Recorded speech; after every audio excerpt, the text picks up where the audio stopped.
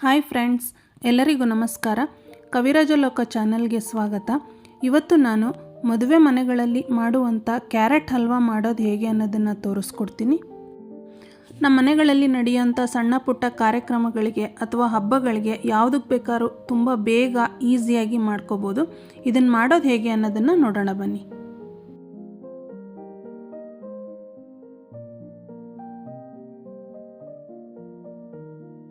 ಮೊದಲಿಗೆ ಒಂದು ಕಡಾಯಿ ತೊಗೊಂಡಿದ್ದೀನಿ. ನಿಮ್ಮ ಮನೇಲಿ ಕಡಾಯಿ ಇಲ್ಲ ಅಂದರೆ ಒಂದು ದಪ್ಪ ತಳದ ಒಂದು ಪಾತ್ರೆ ತೊಗೋಬೋದು. ಇದಕ್ಕೆ 4ರಿಂದ 5 ಟೇಬಲ್ ಸ್ಪೂನಷ್ಟು ತುಪ್ಪ ಹಾಕ್ತಾಯಿದ್ದೀನಿ.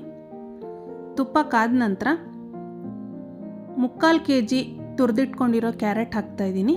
ಈ ಕ್ಯಾರೆಟ್ನ 4ರಿಂದ 5 ನಿಮಿಷ ಹಸಿ ವಾಸನೆ ಹೋಗೋ ತನಕ ಚೆನ್ನಾಗಿ ಹುರ್ಕೋಬೇಕು.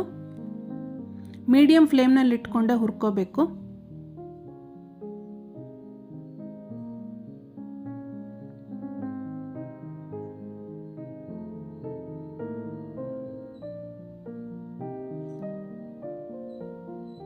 ನೋಡಿ, ಈ ರೀತಿ ನಿಧಾನಕ್ಕೆ ಹುರ್ಕೋಬೇಕು.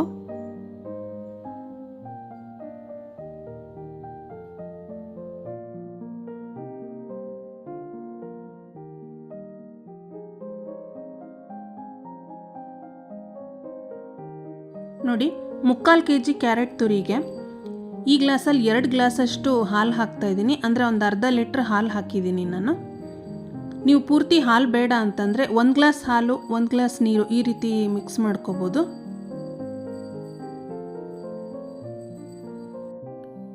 ಈ ಹಾಲಿನಲ್ಲೇ ಕ್ಯಾರೆಟ್ ತುರಿ ಚೆನ್ನಾಗಿ ಬೇಯಬೇಕು. ಅಂದರೆ ಹಾಲಿನ ಅಂಶ ಎಲ್ಲ ಹೋಗುತ್ತೆ, ಅಲ್ಲಿ ತನಕ ಕ್ಯಾರೆಟ್ನ ಬೇಯಿಸ್ಕೋಬೇಕು. ನೋಡಿ, ಈ ರೀತಿ ಉಕ್ಕು ಬರುತ್ತೆ. ಸ್ವಲ್ಪ ಮಧ್ಯ ಕೈ ಆಡಿಸ್ಕೊತಾ ಇದ್ದರೆ ತಳ ಹಿಡಿಯಲ್ಲ.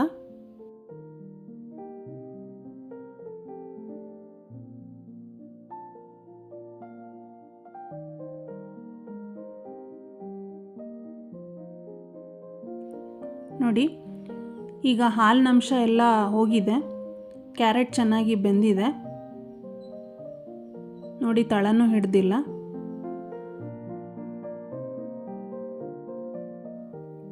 ನೋಡಿ, 3/4 kg ಕ್ಯಾರೆಟ್ಗೆ ಈ ಪಾವಲ್ಲಿ 2 ಪಾವಷ್ಟು ಸಕ್ಕರೆ ಹಾಕ್ತಾಯಿದ್ದೀನಿ. ಅಳತೆ ತುಂಬ ಮುಖ್ಯ ಇದರಲ್ಲಿ. ನೀವು ಸ್ವೀಟ್ ಇನ್ನೊಂದು ಸ್ವಲ್ಪ ಜಾಸ್ತಿ ಬೇಕಂದರೆ ಜಾಸ್ತಿ ಬೇಕಾದರೂ ಹಾಕ್ಕೋಬೋದು. ನಾನಿಲ್ಲಿ ಕರೆಕ್ಟಾಗಿ ಹಾಕ್ತಾಯಿದ್ದೀನಿ ಸಕ್ಕರೆನ.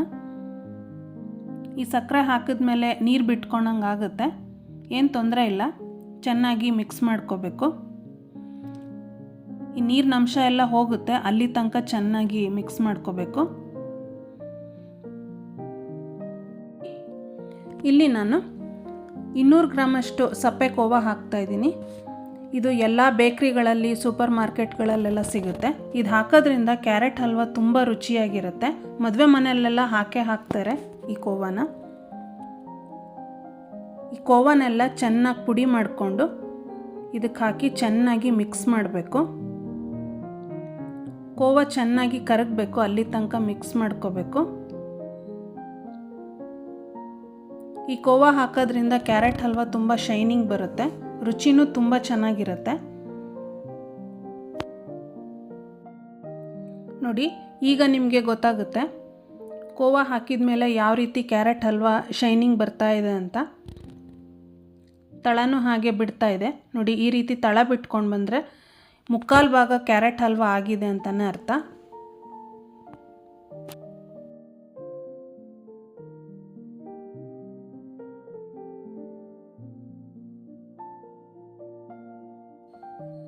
ಇದಕ್ಕೆ 2 ಟೇಬಲ್ ಸ್ಪೂನಷ್ಟು ತುಪ್ಪ, ಹಾಗೆ ಸ್ವಲ್ಪ ಏಲಕ್ಕಿ ಪುಡಿ, ತುಪ್ಪದಲ್ಲಿ ಹುರಿದಿಟ್ಕೊಂಡಿರೋ ದ್ರಾಕ್ಷಿ ಗೋಡಂಬಿ ಎಲ್ಲ ಹಾಕಿ ಚೆನ್ನಾಗಿ ಮಿಕ್ಸ್ ಮಾಡಿಕೊಂಡ್ರೆ ಕ್ಯಾರೆಟ್ ಹಲ್ವಾ ರೆಡಿ.